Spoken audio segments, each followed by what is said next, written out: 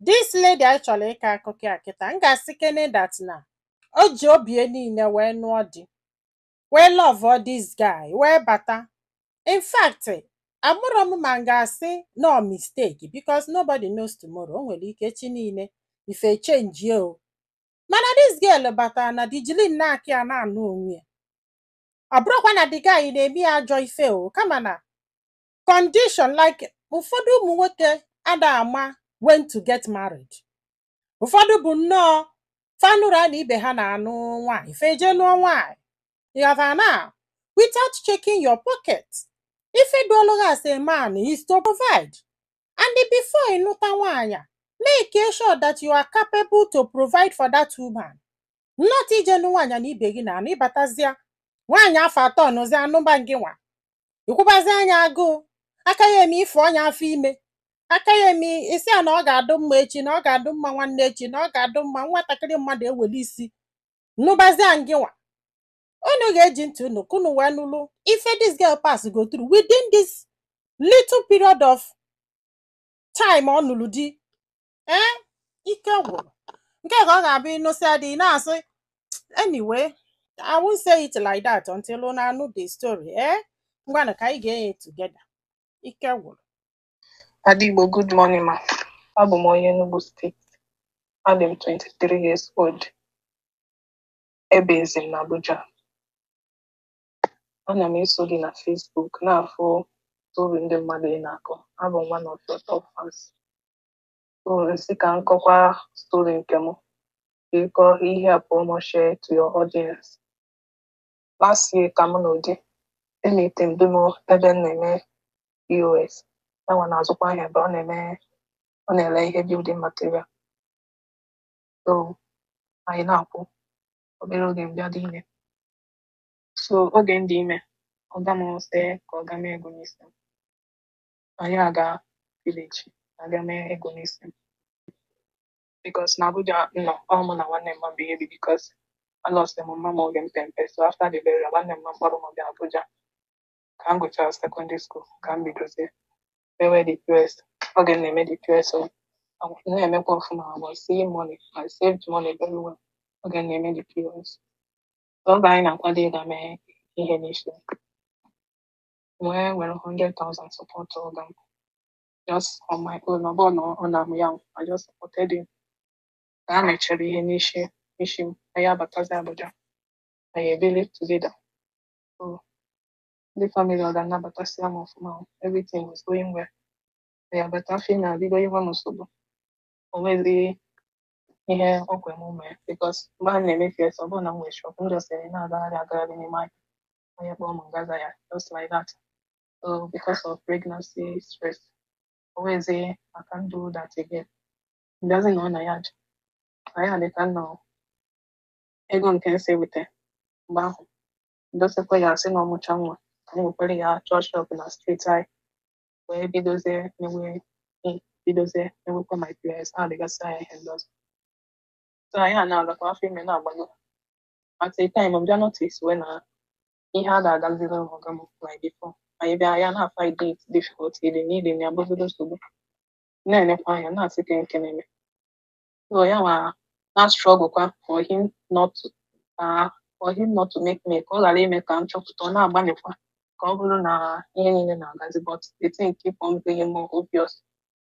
So I open up to him. I open up and ask him what is going on. What is I say on my business, on my supply. Na supply on me. I put the yogo. Go see more receipt na any no the made the supply. And the no bugasi why and them the made the supply na the company on the supplier. I let you I have the yogo. So because of that, I'm not also in my Oga hop on na that sometimes so Oga one corner no keep your call better because of no blue and naturally. After watching the team need to know because them book is one model. The guy is a very, very good and kind to me. So can the team name or that's or Hika and Apple. Sometimes once, twice a week or sometimes now that one at the company. They do over. And now Korea, the other day, time another. afọ ime ma na-agbago 7 months I register the antenatal sister God ụdị ka ọnwụwa bụ ihe nka every day na-ebe akwa na-adị chukwu ke ụdị ka ọnwụwa bụ ihe nka why me ọ bụghị nkịta ndị metụ all this kind of thing does na-eme sometimes bread and akara ka ya ata sometimes kai the thing about it too much okwu ezumọdị and ejikwa m ego that time ihe a na-eme eji m close to 900,000 na account but esi n'ọya ka ha eji bido ahịa na mụcha nwa all this thing bịa na-ahapụ n'ụta 7 months register the antenatal so wee si na dị ego ya register go the antenatal na gọọmenti hospital na-aga antenatal time a na-aga afọ ma na-agbagote anyị afụbeghị ego gote ife nwa na-afụkwa na nwoke na-awa but nothing to show because ọ ga-agazi ahịa ọ ga ahịa ndị o ji ụgwọ wee ike ịkpụrụ ya ndị task force abịagote ike na shop ọ dapụghị ahịa ihe ọ mụzikwa eche bụ ka ndị company ọ supply ga-achakwa ya ụgwọ so time na-agakwa afọ ime ruo 8 months nothing ndị mba na-alọ ụlọ ebe mụrụ nwa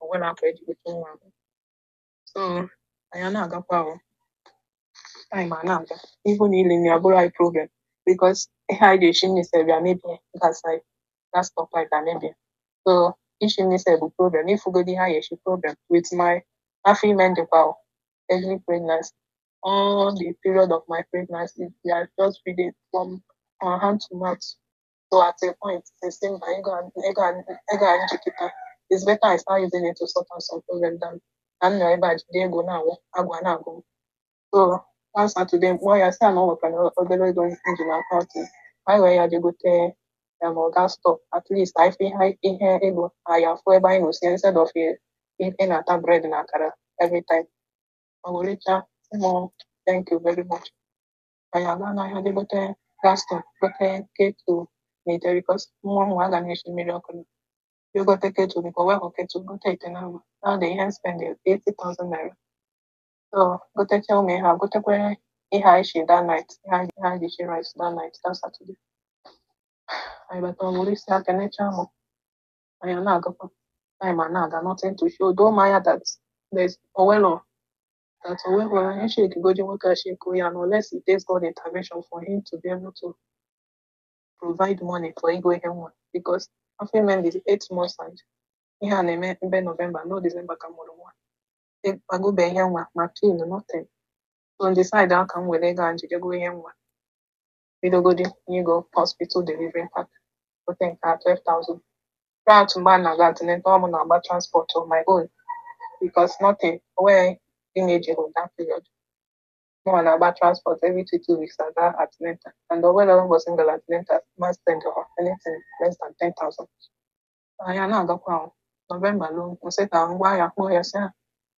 ego nji ka m wee ya je gote ihe nwa na sense na owebeghị nke o gote and follow many hope that you are going to die ọsị m kọwachalụ m isi na understand ma agakwa anyị na-abụ soro anyị aga ahịa ọ na-afụ ihe niile n'ego gote ihe niile ndị hospital dị na newspaper gotekwa nke m nwanyị n'iji na ya na ebe afọ hanga wardrobe na ụmụ ihe ndị ọzọ adị anyị spend ya 300,000 ka spend n'ihe nwa that very day ọkwa na ọkịrị kata ngote mana ihe nwa dị so expensive na Nigeria kịta anyị adụnata ọgụrịcha I was so happy ọgụrịcha kenecha mụsị m na afọ ha anaghị ugbu a na ọ ya etecha m na ego niile spend go so far mụsị a na nsogbu adịghị ọnụ ya anyị na-emere ụwa anyị because that person na-eme ọ ya eme ego njiwe bido ya ọ na-asọpọtụ wee mgbe a na-eme ya ndị osisi na temptation na-eso mmadụ onye dị ime so ego wa nsi na nsi bụ a na-agbadakwa n'ike anyị na-agakwa so nsiza na dị ego anyị ewe ya from the morning na-erigodi nke bụ nne because egotego no stove so at least sometimes 5,000 nga n'ahịa gote ihe anyị echi anyị erigodi nke bụ nne so anyị na-agakwa December mụọ nwa ihe niile ga ọfụma dadị mụrụ nwa ọga m erigbo shishi sọsọ ihe o ji bụ ego anyị ji gba transport dadị ụlọọgwụ nọ na labor ward ebe nọ na labor ebe mmemme admit na labor ọga m bịa meet m sị m na wezụga ego oji ma o wee ego nji ka m send olu ya ka o wee tinye n'akpa so ma ewelu 90,000 ka m send olu ya na ebe ahụ nọ na labor room ka m send ya 90,000 onwe ya na-eme stresses. So mụcha nwa as God may have it, ihe niile gaa nke ọma, ma mụcha nwa adischarge anyị n'abalị ahụ, anyị anọwa. So the next day, nwanne mma m bịakwa na-asara m nwa anyị. So anyị echikwa na the 90,000 echenji ka fọ na ya, wee kwa na-eshi nri na-eme ya mmadụ entertain ka ọ ghara ịdị ka nke anyị kacha worst, na pretend kwa na ihe niile na-aga ọfụma. So the woman nọchakwa na mụnwa bụ ihe na-provide kwa for ihe niile na-eri na ụlọ anyị without anybody finding out. Ma ndị bịagasịrị ikele nwa, all the mineral na biscuit atara, ọmụnwa provide ihe ha niile. I was covering for him and he was so appreciative. He was so good. Dị m bụ ezigbo mmadụ. Ihe niile gbasara ịsa akwa, eficha ụlọ, ịsa akwa nwa lota, he does it effortlessly. Okay, no, anything. He's so supportive. Even before Obido, where this time of financial issue, he was doing all that. So man say no matter no, days in melody where the man is a good man. I'll just say Pensuga. So one name Mama Jaro, I'm not gonna see now.